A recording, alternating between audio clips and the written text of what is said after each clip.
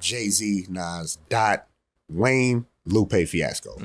In that order, that is my top 5. Well, I heard Lupe, and I'm Styles P. Like, you know, I represent, when I heard Lupe, oh my Lord, this boy got bars. But like, you know what I'm saying? When I hear some bars. But like you said, that's musicianship. You know what I mean? Whether you he got bars. There's only a couple albums, and those are the first 2 albums I bought, and they were both Lupe Fiasco albums, which was Food and Liquor and The Cool. And did you have to go to the mall? Like, do you have to go to the mall? I was with my mom. I was with my mom when I did it. Like, she was like, "What you want?" Like, she was thinking I wanted video games, but I wanted, like, when I seen the record, I was like, "Oh snap, I want this!" And then we played the whole Lupe Fiasco thing, like, and I was just play that thing back to back to back to back to back to back to back to back to back. Lupe starts rapping, and you go, "Hold on, this guy. Oh, it's Lupe." Yeah, that's why it sounds better. I'll put you up there, bro. You know what I'm saying? I'll put you. Yo, man, I appreciate you, homie. That was so dope. Yo, that was sick. Yeah. Yo, I was thoroughly impressed, man. I've only caught that feeling a few times in my life. Have you ever seen somebody that remind you of you? Like you know what I'm saying? Like, you know, everybody bites your style and shit. But that you said, holy shit. Lupe Fiasco? Lupe Fiasco.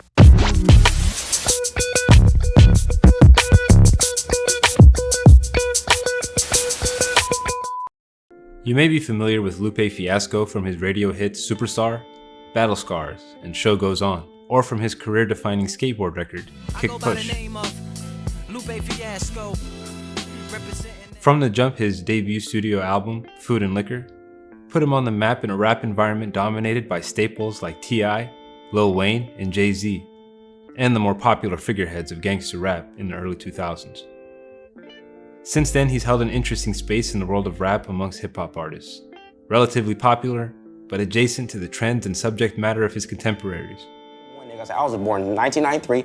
In 2003, I was a little ass kid. Name one motherfucker from 2003 to like now, to like the new niggas that you could say was putting out music that was new, that we felt like belonged to us. Not y'all, not motherfuckers I was doing before we was kids, because if it's before you, you're not gonna connect to it right. I was like, name like one nigga besides Lupe Fiasco and Kanye West that came out and made a kid feel like they gave a fuck about us and was trying to push their message. With classic records such as The Cool, He Say, She Say, and Daydreaming, where he uses a robot to personify life in the ghetto, and the self-perpetuating nature of its existence. His debut album served to refocus discussions on the roots of societal ills, specifically in the black community, and its reflections in the world at large. With records such as American Terrorist, Tackling American Foreign Policy, strapped with a bomb on the bus with the seconds running, give you the jitters. Just imagine an American-based Christian organization planning the poison water supplies to bring the second coming. Media Addiction in the instrumental, Blocks it, see, loves the box and hope they never stop it. Anything the box tell him to do, he does it. Anything you tell him to get, he shops and he cops it. He protects the box, locks it in the box when he goes. And my personal favorite record of the album, Hurt Me Soul. Obama them, they breaking in my car again, deforestation and overlogging in Hennessy and hypnotic swallowing, hydroponic coughing in all the world's ills, sitting on chrome 24-inch wheels like that. They say I'm infected. These records lent to his voice a more prescient nature, unafraid of challenging the listener to grapple with the world enticing us to complacency, to understand what makes some succumb to it, and the complexity involved in prescribing remedy and laying blame. So, who is the artist that Nas called his second coming, and Jay-Z, who executive produced his debut album called The Greatest Rapper Ever? And just built this rapport with Jay, you know, being able to go to Baseline and see him put together joints like the Black Album and stuff like that was and be a part of that, give him joints for that. So he's always been in the mix. To better understand Lupe Fiasco and his mark on the field he has so excelled in to be admired by these legends of the game, we'll turn to his magnum opus, Tetsuo Youth. I said on Twitter it was my least flawed album, you know, out of everything I've done. Tetsuo Youth was the culmination of several years of discord between Lupe and Atlantic, his record label. Previously, label meddling had led to a long drawn-out battle regarding Lupe's third studio album Lasers, requiring the intervention of Anonymous, the hacktivist group, to get it released. Further intervention almost prevented one of the greatest concept albums of all time to come to fruition. So what did we get instead? This is fucking crazy. I mean, the amount of information that's going on, but the amount of like puzzles being set, the complexity, the sort of ciphers, and I don't mean like rap ciphers, I mean like encoded ciphers that are going on here. Every time I speak, because I speak and I put this shit together. Like freestyling, I'm putting this shit together as I'm talking. Woo! Alright. Oh, I want to see what he do when he actually got to write some shit down. If he doing shit like this, let's go, nigga. Give me a moment to let my brain rest. I'm going crazy. Lupe Fiasco. We got one. Lupe lyrics were better than the Eminems I just did. Damn, I never thought.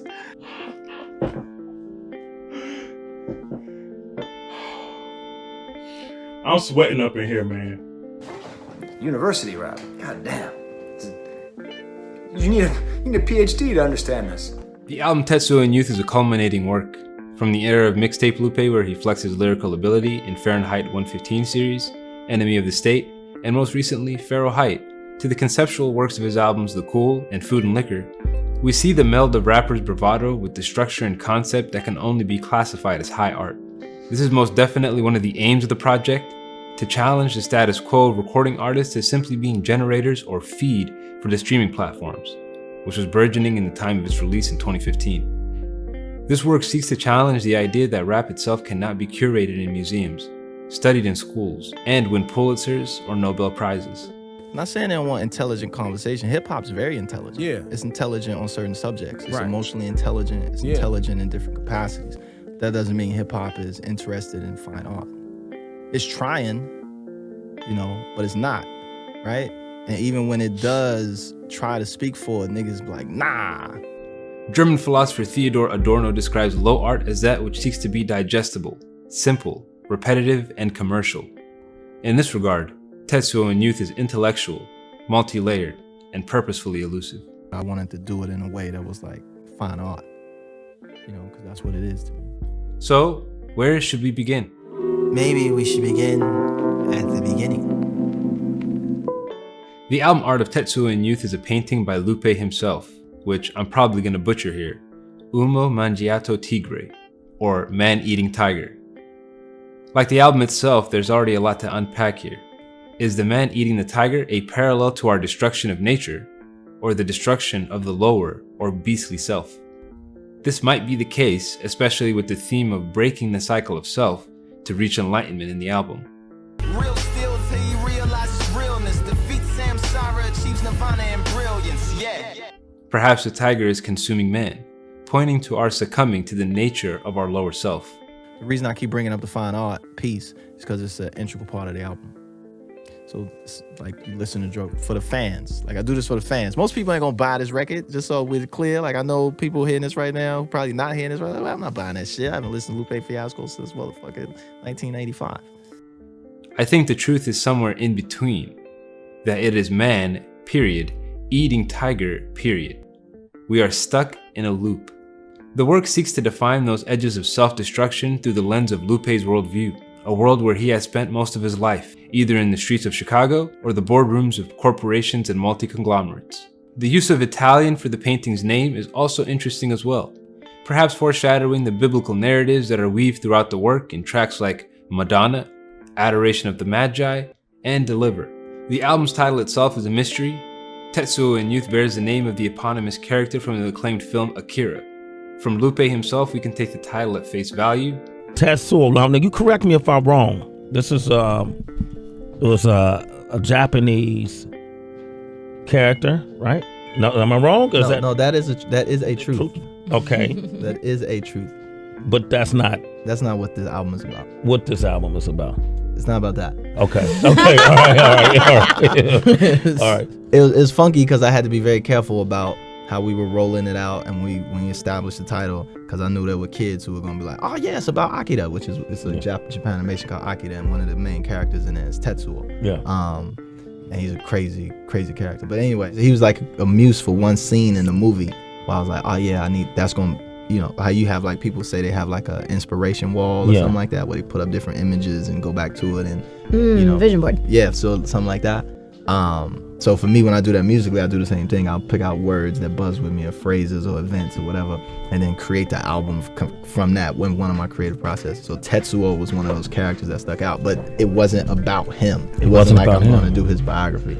So he's an influence in the album, but the album's not about Tetsuo. But I like the way it sounded. Yeah. And I didn't have a title for the album, so I was like, hey, Tetsuo and Youth, I'll use that. There are many connections to the film that hold through most of the album, such as the corruption of youth, the necessity of overcoming trauma to reach enlightenment, or becoming a tool to propagating trauma.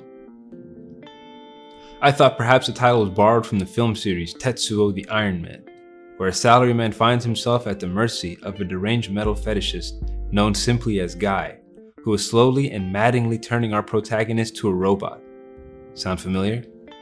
The villain himself has gone through the process of becoming metallic and is doing all this in an act of revenge due to being a victim of the salaryman's prior hit-and-run accident at the start of the film. The salaryman, now turned into the Iron Man, or Tetsuo in Japanese, is easily overpowered by Guy until the villain is frozen by a memory of him being beaten by a metal rod as a child. The resurfacing of past trauma allows our protagonist to overpower the villain for a moment, which causes a fusion of both hero and foe, the good and the bad, the food and the liquor. Really trying to get at? Well, I think he's trying to get at, once again, the confrontation of the man-made and the natural. However, now their shared trauma aligns their goals, and they both begin their journey to turn the world into metal. The story bears many resemblances to the album, Lupe speaking primarily to children through the eyes of his childhood and those around him. His use of video game metaphors and references a reflection of the game of life, that of the street life and the corrupting forces at play in chasing the world and status within it. What better way than video games to reach these wayward youth? He chooses to display the corruption of youth through the sins of their fathers.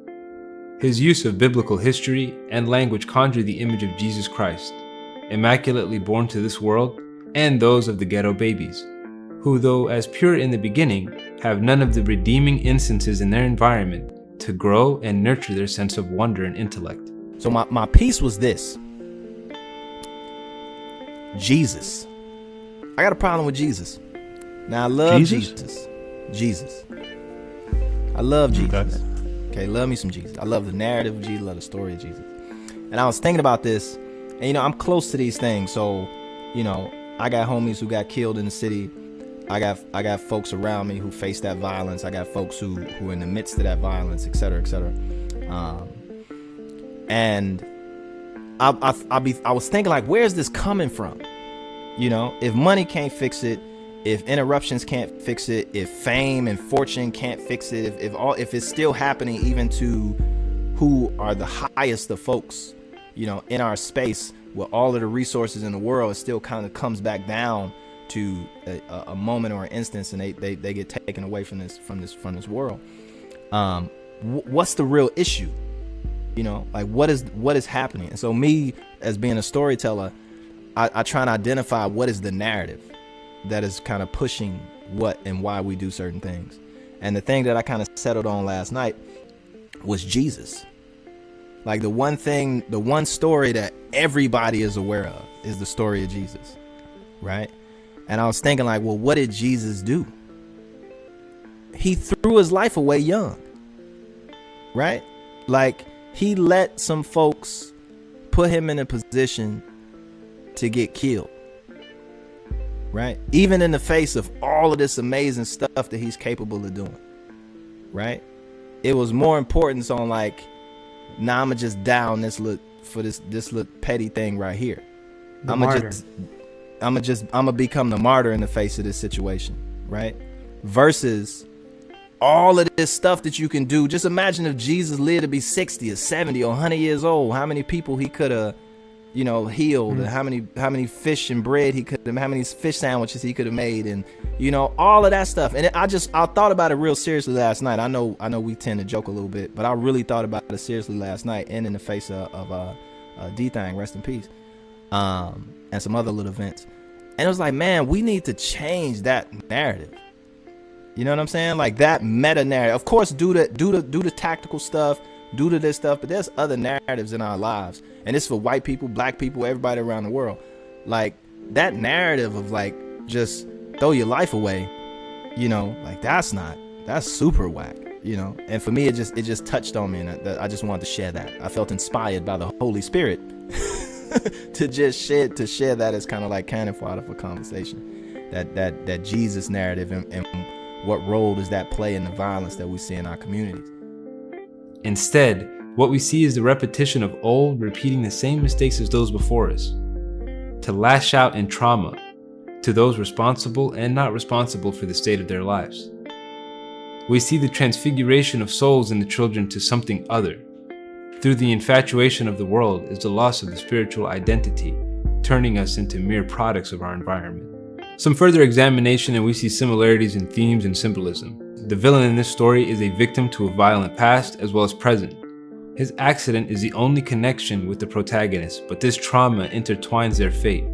His childhood trauma being the beginning of his unhealthy affinity to metal, and the cruel act of the hit and run, the final nail in the coffin of his turning completely. However, the salaryman is just as cruel and guilty in this. His transformation at the hands of the story's villain, showing the complex moral landscape of the story.